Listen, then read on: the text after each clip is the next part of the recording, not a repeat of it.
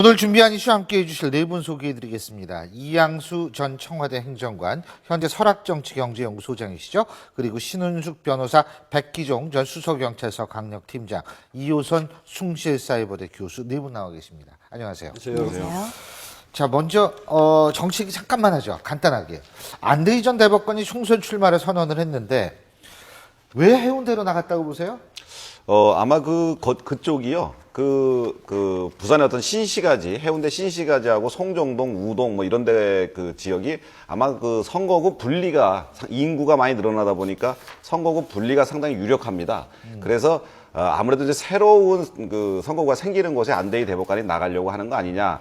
이런 얘기가 이제 첫 번째고요. 두 번째는 이제, 부산하고 이제 연고가 상당히 깊다. 부모님도 거기 사셨고, 본인도 예전에 검사 재직 시절에 한 4번 정도 부산에 근무한 적이 있고요. 특히 그 해운대에 있는 그 동부지청장을 역임했기 때문에 부산하고 연고가 크다 알려져 있습니다. 예. 원래는 용산도 좀 검토를 했었거든요. 진영 의원. 그 진영 의원이 현재 그 국회의원으로 있는 용산도 검토를 했는데, 왜냐하면 안대희 대법관의 지금 변호사 사무실이 용산에 있습니다. 그래서 거기서 쭉 활동을 했었기 때문에, 그리고 또 이제 뭐 범친박계의 일부 의원들은 진영 의원이 이제 먼저 번에 장관직 던지고 나온 부분 그런 것들 때문에 아무래도 친박계에서 좀 손을 봐야 되는 거 아니냐, 그런 대항마로 안대희 대법관을 내보내는 게 어떠냐 그러는데, 진영 의원하고 안대희 그 대법관은 경기고 서울대 5년 선후배 사이입니다. 진영 장관이 선배죠.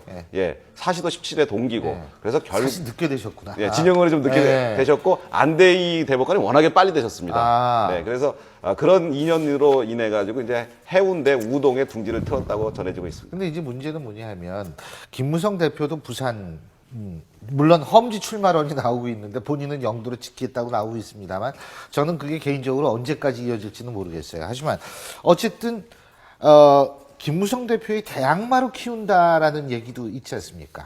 글쎄요, 먼저 번에 총리로 이제 인준 요청을 했을 때, 네. 그리고 총리가 돼서 그랬을 경우에는 이제 김무성의 대항마 카드가 이제 좀 얘기가 되는데, 사실은 지금은 아무래도 김무성 대항마로 친박에서 일부러 지금 키운다 하는 것은 조금 약간 과장된 해석일 가능성이 높고요. 지금은 이제 안대희 대법관이 스스로 대선 출마설이라든가 뭐 이런 것들 굉장히 부담스러워하고, 저번에 박근혜 대통령 선거대책위원회에서 정치쇄신 특별위원장을 맡았지 않습니까? 그리고 검사 시절에도 여야 정치인들 한 40명을 구속시키는 국민검사라고 그렇게 했는데, 어떤 정치 개혁, 어떤 법률 개혁, 이런 정치 쇄신, 이런 거에 대해서 본인이 한번 봉사를 하고 싶다, 그런 뜻으로 나오는 것으로 전해지고 있습니다. 근데 어쨌든 지금 이제 총선 시즌이 다가오면서 지금 우리가 얘기한 부분에 있어서의 핵심적인 부분이 친박, 비박 간의 관계 아니겠습니까? 그러니까 비박들을 견제한다라는 차원에서의 안대희, 지금 얘기가 나오고 있는데, 최경환 부총리가 이제 컴백을 하면 그런 얘기가 더 많이 돌 것 같아요.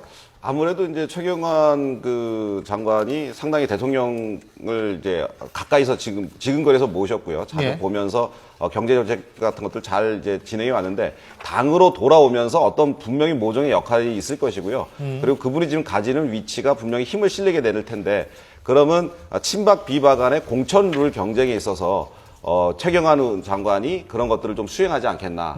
친박의 입장을 대변해서 친박 인사들을 좀 많이 포진시킬 수 있는 룰을 만드는데 좀 어떤 역할을 하지 않겠나, 그런 예측이 되고 있는 상황이라서 아마 친박과 비박 간의 공천 룰 협상, 공천 룰 경쟁 이런 것들이 좀 더 심화될 거다, 이렇게 예측들 하고 있습니다. 근데 험지 출마론이라고 우리가 얘기를 했을 때, 그 험지 출마론이라는 게 따지고 본다면 지금 얘기가 나오는 전략 공천, 친박들을 위한 전략 공천을 막기 위한 얘기 아니겠어요, 사실은?